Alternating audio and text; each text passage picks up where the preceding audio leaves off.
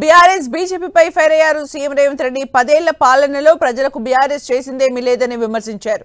BRS నేతలు form హౌస్లు కట్టుకున్నారని, వేల కోట్లు వెనకేసుకున్నారని ఆరోపించారు. ఇంటికో ఉద్యోగం ఇస్తామని ఇవ్వలేదని, 10 ఏళ్లలో డబుల్ బెడ్రూమ్ల హామీని బీఆర్ఎస్ నెరవేర్చలేదని రేవంత్ రెడ్డి విమర్శించారు. రాజీవ్ ఆరోగ్యశ్రీ పథకంతో పేదలకు మెరుగైన వైద్యం అందించామని చెప్పారు. బీజేపీ జాతీయ అధ్యక్షుడు తెలంగాణకు ఏం చేశారని ఓట్లు అడుగుతున్నారని, నిధులు ఇవ్వకుండా ఏ ముఖం పెట్టుకుని ఓట్లు అడగటానికి వచ్చారని రేవంత్ రెడ్డి ప్రశ్నించారు. తెలంగాణకు బీజేపీ ఇచ్చింది గుండు సున్నా అని చెప్పారు. బీజేపీ బీఆర్ఎస్ ది వీణావాణి బంధమని, పార్లమెంట్ ఎన్నికల్లో బీఆర్ఎస్ ఓట్ల దానంతో బీజేపీకి 8 ఎంపీ సీట్లు గెలుచుకుందన్నారు.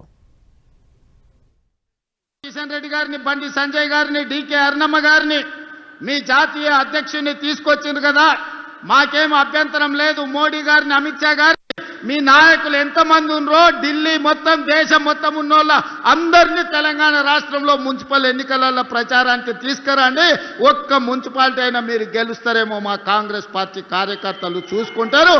మా కాంగ్రెస్ పార్టీ కార్యకర్తల సత్తా ఏందో ఇవాళ బీజేపీ వాళ్ళకు చూపిస్తారు.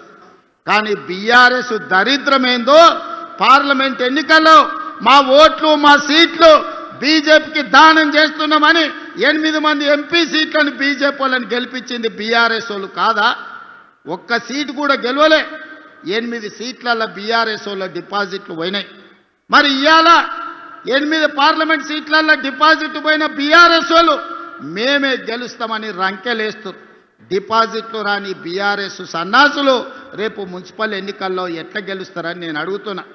1000 కోట్లు కొల్లగొట్టిన కాళేశ్వరం, 1,00,000 కోట్లు పెట్టి కట్టిన కాళేశ్వరం 3 ఏళ్లలోనే కూలేశ్వరమై కూలిపోతే ఇవాళ సిబిఐ విచారణ కోసం కేంద్ర ప్రభుత్వానికి శాసనసభ సాక్షిగా నిండు సభలో తీర్మానం చేసి సిబిఐ కేసులు పెట్టి కేసీఆర్ను, హరీష్ను బొక్కలో తొయ్యండి అని అసెంబ్లీ సాక్షిగా తీర్మానం చేస్తే 6 నెలలైంది. అతి లేదు, గతి లేదు, సిబిఐ విచారణ లేదు.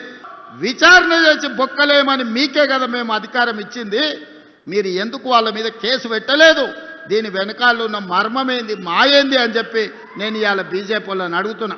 ఫార్ములా ఈ రేస్ పేరు మీద కోట్ల రూపాయలు కొల్లగొట్టి కేటీఆర్ గారు అవినీతి అక్రమాలకు పాల్పడ్డాడని చర్యలు తీసుకోవడానికి అనుమతి ఇవ్వమని, ఐఏఎస్ ఆఫీసర్ల మీద అనుమతి ఇవ్వమని కేంద్రానికి లేఖ రాస్తే 6 నెలల నుంచి ఢిల్లీలోనే ఆ లేఖ మూలుగుతుంది. ఒక పక్కన కాళేశ్వరంలో కేసీఆర్, హరీష్ను, ఫార్ములా ఈ రేసు కార్ల కుంభకోణంలో కార్ పార్టీ కేటీఆర్ను కాపాడుతున్నది బీజేపీ వాళ్ళు కాదా? ఇవాళ బీజేపీ బీఆర్ఎస్ బంధం రేపు మున్సిపల్ ఎన్నికలలో కూడా ఉంటుంది. 2 ఏళ్లలో మీరేం చేసిండ్రని మమ్మల్ని అడుగుతారు. నేను అడగదలుచుకున్న 10 ఏళ్ళు కేసీఆర్ ఏం చేసిండో, 12 ఏళ్ళు నరేంద్ర మోడీ ఏం చేసిండో లెక్క చెప్పండి. 2 ఏళ్లలో మేము ఏం చేసినామో శాసనసభలో లెక్క చెప్తా. ఒకవేళ మీకు ఈ వేదిక మీద నుంచి 2 ఏళ్లలో మేము ఏం చేసినామో ధైర్యం ఉంటే లెక్క రాసుకోండి. గుండె పగిలి సస్తారు బీజేపీ వాళ్ళు, బీఆర్ఎస్ వాళ్ళు, లెక్క రాసుకోండి అని చెప్పి నేను ఈ వేదిక మీద నుంచి చెప్పదలుచుకున్నా. ఆ బతుకమ్మ సీరియల్ ఇచ్చింది. ఎన్నడన్నా మా అక్కలు కట్టుకున్నారా? అక్కల్ని ఆలోచన చేయమని నేను అడుగుతున్నా. బతుకమ్మ చీరలు అల్ల ఇస్తే సూరత్ నుంచి కిలోల కొద్ది కొనుక్కొచ్చి కోట్ల రూపాయలు మీరు కమిషన్ తీసుకుంటే బతుకమ్మ చీరలలో కూడా ఆ చీరలు తీసుకెళ్లి వ్యవసాయ పొలాల కాడ, మొక్కజొన్న కాడ పిట్టలను బెదిరించనిక కట్టిండ్రు తప్ప ఆడబిడ్డలు ఎప్పుడన్నా ఆ చీరలు కట్టుకున్నారా? మీ బతుకు జడ. ఆడబిడ్డలకు పెట్టే చీరల్లో కూడా మీరు కమిషన్ వదలకపోతే మీది కూడా ఓ బతికేనా అని ఇవాళ మా ఆడబిడ్డలు అనే పరిస్థితి వచ్చింది. కానీ ఇవాళ మా అక్కలు సంతోషంగా మేమిచ్చిన ఇందిరమ్మ చీరలు కట్టుకొని ఇవాళ వచ్చారు.